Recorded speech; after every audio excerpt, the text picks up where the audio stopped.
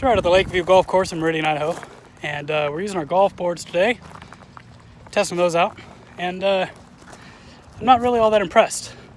I don't know, they're fun, they're different, I guess, but I don't know, a golf cart seems a little bit better. Plus, it might be because it's 100 degrees outside, and yeah, there's no shade for me to get into unless I'm underneath a tree.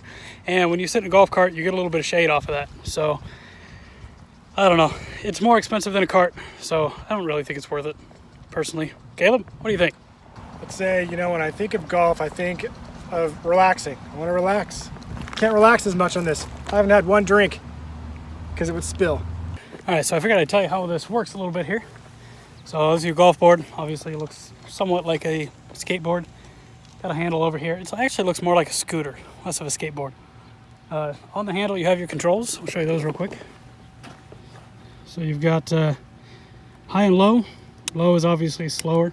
High is faster. This thing actually does go pretty fast. Forward, reverse, park, and this is your go button. You just push this down. The further down you push, the faster it's going to go. Check out my handles! Oh, yeah! Woo! Really crank it up a notch. Really get going. Anyway, that's really it for how to use it.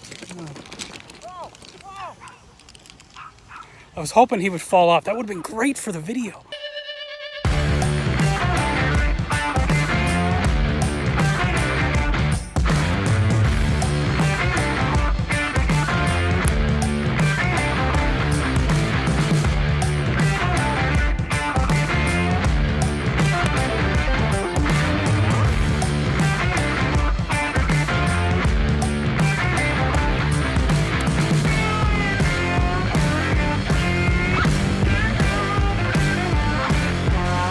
Maybe we should cut that out, maybe? I don't know.